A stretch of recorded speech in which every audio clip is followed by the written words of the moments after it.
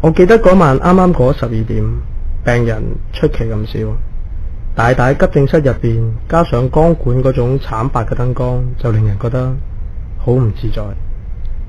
當值嘅護士個個都靜靜地咁樣埋頭苦讀，準備夏天嘅各種考試，而我就閉目養神，連續幾日按刁詞都搞到我剩翻半條人命。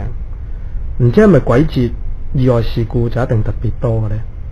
魔爵，請注意，一位車禍受傷市民將於5分鐘後到達本院，病人情況屬於危急，請急症室當值醫生準備。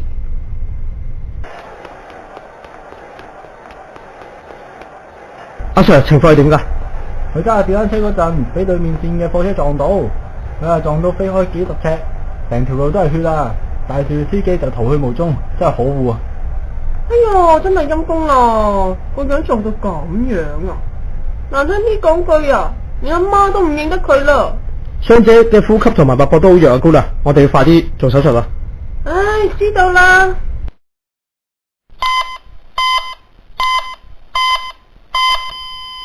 Certify 死亡時間係0147。唉，都係救你唔到。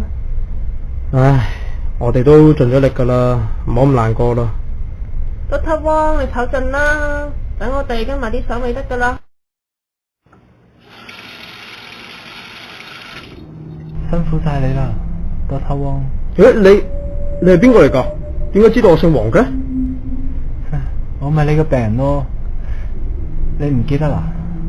唔好意思，呢排我日日都按刁詞，成日係咁見病人，真係對你冇乜印象。係我自己唔好嘅，唔怪得你。我頭先執到張紙啊，你睇睇。咩嚟㗎？AE5144，你咦？人呢？去咗邊啊？點解我對佢好似有種似曾相識嘅感覺嘅？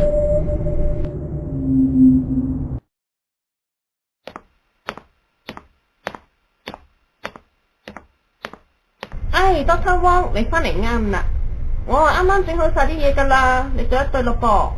嗱，呢張呢就死者嘅死亡證，呢張呢就身份證，冇錯，嗱嗱聲簽個名啦，我拎翻出去啦。誒，乜係佢啊？冇可能噶。Dr. Wong，你識佢噶？唔會嘅，點會咁噶？我頭先先喺廁所見到佢嘅啫，仲同佢傾過偈嚟嘅。Dr. Wong啊，你塊面都青晒咁嘅，你咪撞鬼啊？你答咗我先，你頭先有冇見到有個人喺廁所出嚟啊？有，梗係有咯。咁佢行咗去邊啊？嗰個人咪嚟咯，半夜三更仲點會有人喺度噶？唉，你真係咧，呢個時候仲喺度講笑。嗰個警察咧？去咗候診室嗰邊同家屬講嘢咯。阿 Sir 啊，我執到張紙啊，可能同你依單 case 有關嘅。咦？去咗邊啊？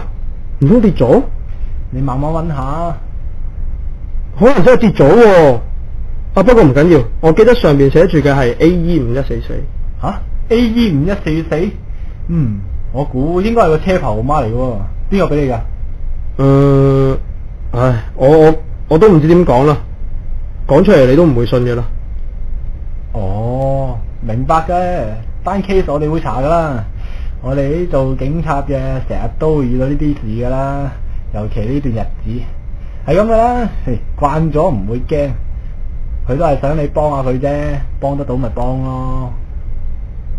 幾日之後，嗰位阿 Sir 同我講，我俾佢嗰組號碼係一架貨車嘅車牌，而亦都證實咗死者係俾呢架貨車撞死嘅。